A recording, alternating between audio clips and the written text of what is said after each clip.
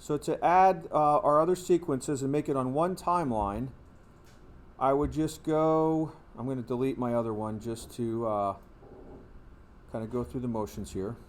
So I like to use the right click option in my project panel and do new item and sequence, or you could do file, new, and sequence. Alright, so, and I'll say this, you can name it maybe combined, I don't know, timeline or something. Because we had our two sequences individually, now they're combined. Alright, so what you can do is you can take our 3-second sequence, put it in there. So it's got all those clips that we already put together for the other one. And then I'll take my 4-second one and put it in there. So I'm just adding the previously created sequences to this last one. So now we have our two sequences, one after another. And then, as I was saying, for our, I think a title is always appropriate so that as we're watching this, we can think about what we're doing. So if I wanted to grab this title, that's really long. So I'm actually going to move my videos kind of after that.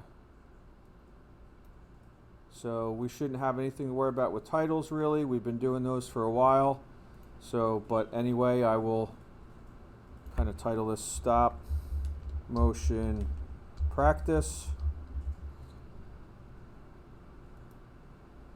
And I guess I could put my name in here, Mr. Duza. Alright, and then for our actual sequences on here, what we'll then do is do a lower third, alright, which you also have, or classic image caption. So I can add that to that. And I would say that this is 3-frame duration. I spelled that right. And then add another one after the fourth, the other one.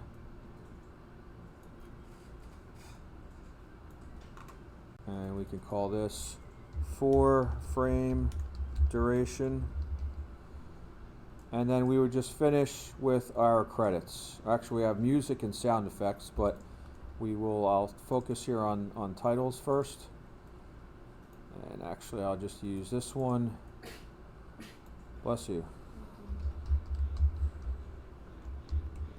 Just put my name on there. And if I want this to roll, remember you don't have this selected here, but you do select it on the timeline, and we just select roll. Alright, so all I really have to do is go back and add my music and my sound effect, and that will be it for this practice thing here. Alright, for sound effects and music, I do often go to the YouTube, I think it's called Audio Library. I probably have it linked somewhere. I always get to the wrong place first. Is it this one? Nope. This one. Alright, so if I can look under sound effects, and I don't know what would fit with my stapler moving around. I'll do a car drive-by. Alright, so I would save this to the appropriate folder. I'm using the G drive more and more often to sync to Google Drive.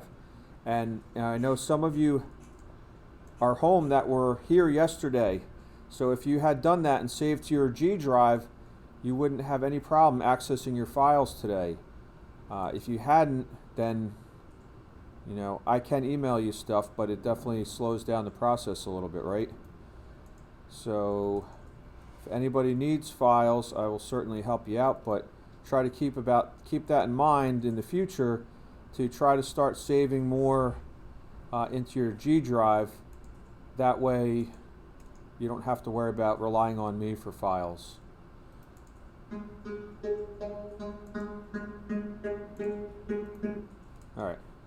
So I can grab that music also. All right, and then we'll put that in there. And then we would go back here into Premiere. We'll import. And I just have to get to that location. And I can select my two files.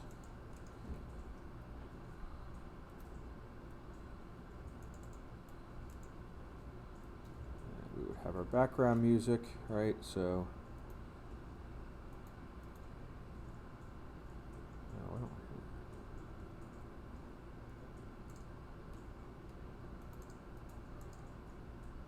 alright, I see sound happening here, but I don't hear it, so I think I probably have to configure my speakers a little bit more. And then we would get, actually this one looks good.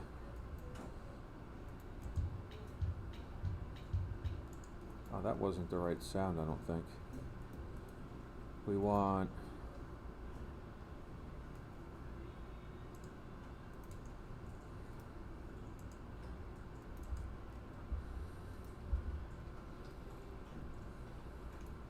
there's our music.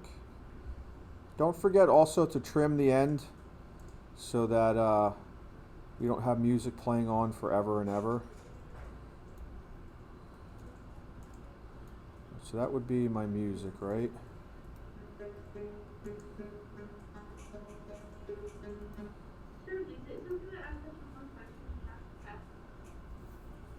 Say that again. I couldn't quite hear you.